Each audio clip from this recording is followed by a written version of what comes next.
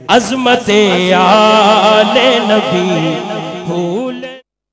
تو حضرات گرامی یہ سارے مناظر ہمارے سامنے ہیں، تو باہر کے امام جعفر صادق یہ چھٹے وہ امام ہیں جن کی محبت فرض ہے۔ امام جعفر صادق رضی اللہ تعالی عنہ آپ کی وہ شخصیت ہے جس طرح جو چار فقہ کے جو فاؤنڈرز ہیں، امام شافعی، امام مالک، امام احمد بن حنبل اور امام اعظم ابو حنیفہ، یہ سب بعد میں ہیں۔ امام اعظم ابو حنیفہ ان کو امام اعظم کہا جاتا ہے کیونکہ امام شافعی ہوں یا امام مالک ہوں یا امام احمد بن حنبل ہوں جو فقہ کے فاؤنڈر ہے، باقی تو اور بہت سے ائمہ ہیں مگر ان سے جو فقہ چل رہی ہے آج بھی، جو شافعی ہیں وہ امام شافعی کی فقہ کو فالو کرتے ہیں، جو حنبلی ہیں مکہ مکرمہ میں، مدینہ طیبہ میں جتنے لوگ اکثریت وہاں امام احمد بن حنبل کو فالو کرنے والے ہیں وہ حنبلی کہلاتے ہیں۔ اسی طرح کچھ امام مالک کو فالو کرنے والے مالکی، اور بر صغیر ہندوستان، پاکستان اور اس کے اطراف میں جہاں سے ہمارا تعلق ہے ہم حنفی ہیں، تو ہمیں جو فقہ دی گئی اور جس فقہ کو ہم فالو کرتے ہیں وہ امام اعظم ابو حنیفہ کی فقہ ہے۔ تو یہ چاروں جو فقہ کے فاؤنڈر ہیں یہ بعد میں ہیں۔ اب یہ جو سینہ بہ سینہ جو علم آ رہا تھا جعفر صادق تک پہنچا، اور جعفر صادق یہ وہ ہستی ہے کہ امام اعظم ابو حنیفہ جیسی ہستی وہ یہ کہتے ہوئے نظر آتے ہیں کہ اگر میں اپنی لائف کے لاسٹ 2 ایئرز میں ان کی جوتیاں نہ اٹھاتا، ان کی صحبت اختیار نہ کرتا تو میں ہلاک ہو جاتا۔ یہ ہمارے امام کہہ رہے ہیں، امام اعظم ابو حنیفہ یہ کہہ رہے ہیں، امام اعظم جن سے ہم نے فقہ لی ہے وہ یہ کہہ رہے ہیں کہ امام جعفر پاک کا یہ مقام اور مرتبہ ہے کہ میں نے جو لاسٹ 2 ایئرز جو ان کی صحبت اختیار کی، بس وہ صحبت تھی کہ مجھے جو ان کی صحبت میں جو وقت گزارنے کا موقع اللہ نے عطا فرمایا، اسی سے میرا تمام جو دیگر علوم جو کچھ انہوں نے حاصل کیا اللہ نے وہ حفاظت فرما لی۔ اور مرتبہ کیا ملا کہ امام شافعی ہوں یا مالکی ہوں یا حنبلی ہوں، وہ بھی امام اعظم ابو حنیفہ کو امام اعظم کہتے ہیں۔ تو جعفر صادق رضی اللہ تعالی عنہ کا یہ مقام ہے۔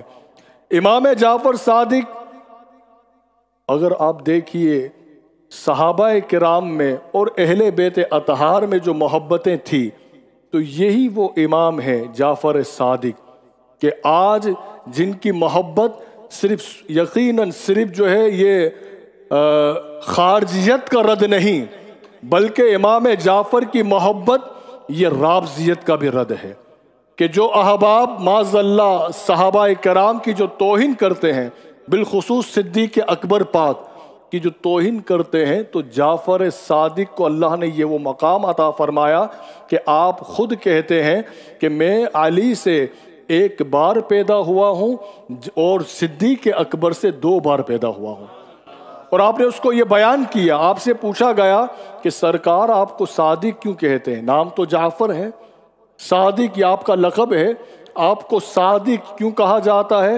اب یہ جعفر صادق یہ کہتے کیونکہ صادق کہ جو سچ بولنے والے، سچ کی تصدیق کرنے والے، ویسے تو تمام ائمہ کرام، ائمہ اہل بیت یہ سچے ہیں، مگر لقب اللہ تعالیٰ نے چھٹے امام جعفر صادق کو یہ عطا فرمایا۔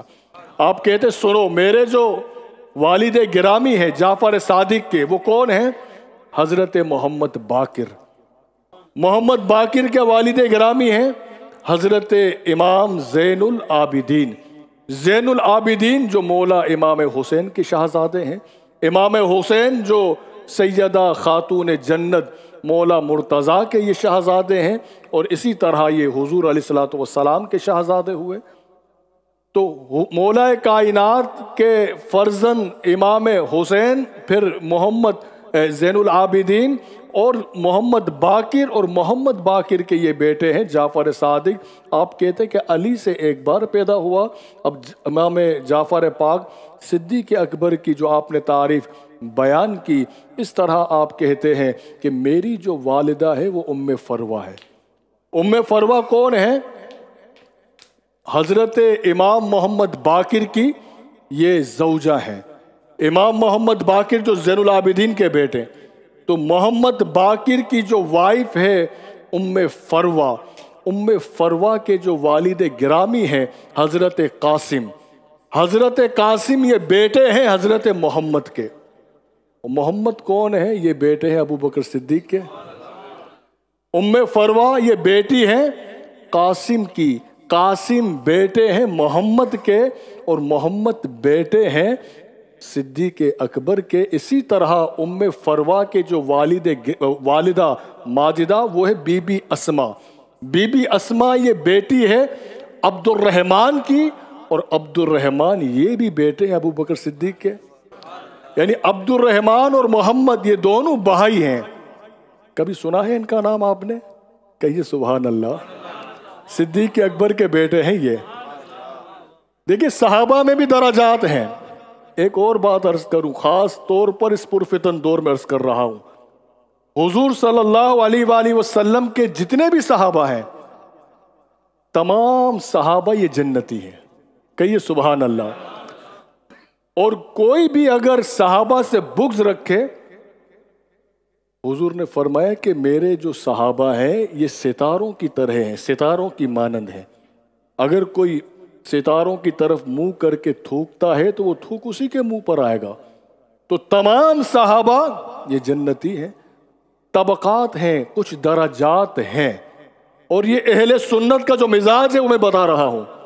ہمیں یہ جاننا ضروری ہے، صحابہ کرام کے درجات کو جاننا بھی یہ ہمارے لیے ضروری ہے کہ کون سے صحابہ کا مقام کتنا بلند ہے۔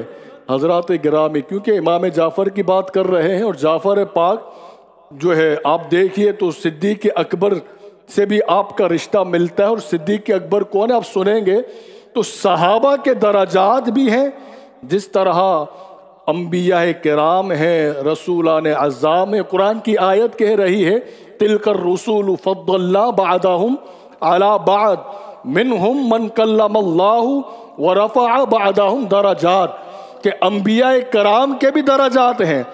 اب اگر کوئی کہے کہ محمد مصطفیٰ کا جو مقام ہے وہ حضرت عیسیٰ کی طرح ہے، یہ ممکن ہی نہیں۔